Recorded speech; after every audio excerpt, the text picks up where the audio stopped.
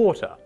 There's more of this stuff on Earth than any other molecule, but experts reckon Australia might not see much of it in the coming years, and we need to prepare. So, what's going on? Well, Australia holds the title for the driest inhabited continent on Earth. And even though we've seen a lot of rain and flooding in the past couple of years, Australia's got a long history of drought, leaving us high and very, very dry.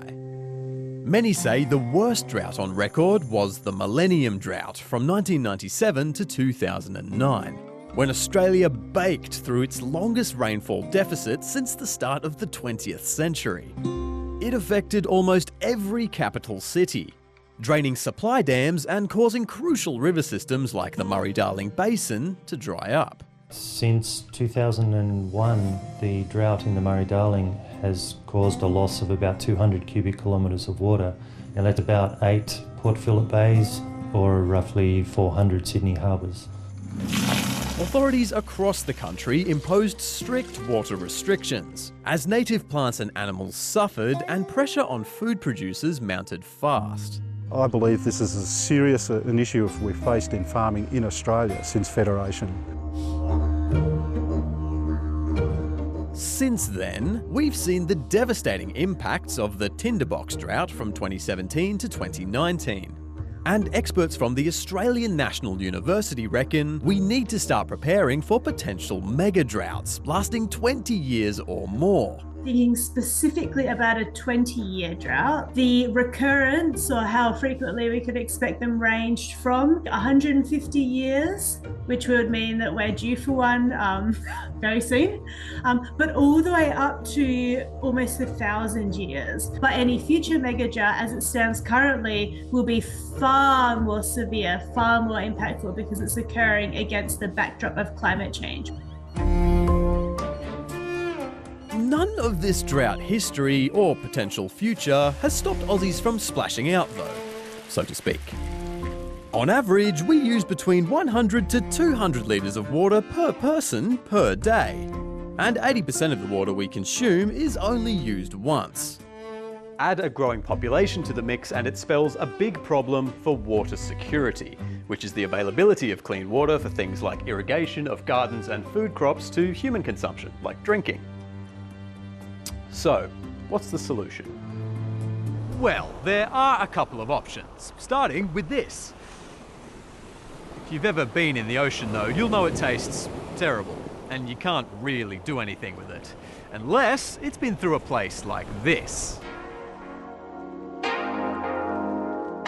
This is the Adelaide Desalination Plant.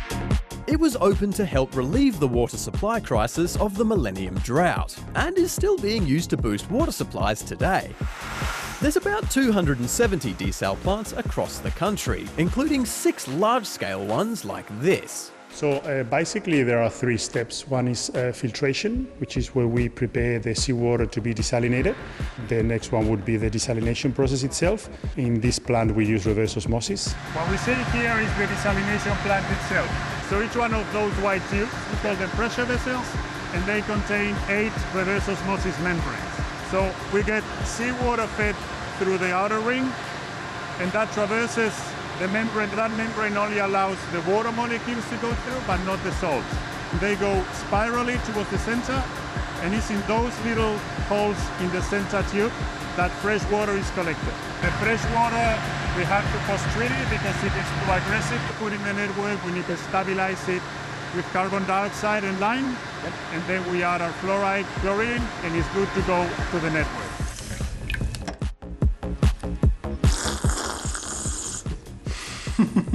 I'd say the 2 main challenges are, one of them is the electricity cost. And so desalination is an energy intensive process. In an ideal world, if we're going to do desalination, it should or must be powered by renewables entirely. The other one would be the fact that reverse osmosis membranes, they're not recyclable. There's not much we can do with them. So they end up going to landfill. And if anybody has a good idea of what to do with the membranes, there's surely a good business there. But there is another option. Yeah.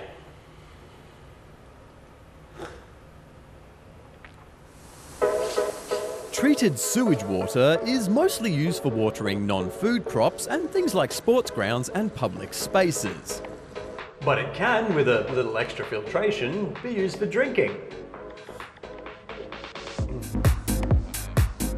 If you think the idea is hard to swallow, you're not alone. When it was first pitched in Toowoomba in 2006, during the height of the Millennium Drought, 61% of residents couldn't stomach it and voted no at a referendum.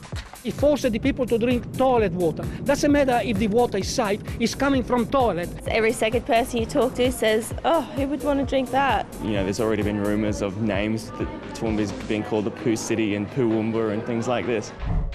Nevertheless, it's something that's being done in more than 35 cities across the globe today, including here in Perth. And Sydney recently announced it's investigating the process for their city's supply. The treatment process shares some steps with desalination in the early stages, but is then put through more thorough treatments like ultraviolet disinfection, and actually turns out too clean. It's not quite ready to drink yet. We need to put back in some minerals like calcium to make sure that when you drink that water, it doesn't have any taste, plus also that it doesn't start pulling some of those minerals from you. Wastewater treatment is much cheaper than desalination too, but there are still challenges, mainly getting rid of the stigma. My inkling is that that is an avenue that could be more useful, where we don't need like sort of hyper pure water. But there are other changes that we need to make, I think, that can't be fixed by these sort of engineering or technological supplements.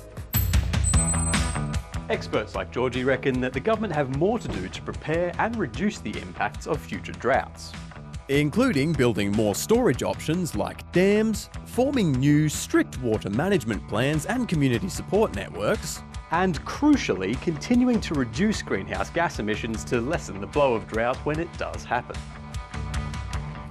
I think it's particularly important for the government to support and fund more ambitious approaches. So that's things like supporting farmers in transitioning to regenerative agriculture, so stocks and crops that don't need as much water. And of course, we all have a part to play at home too.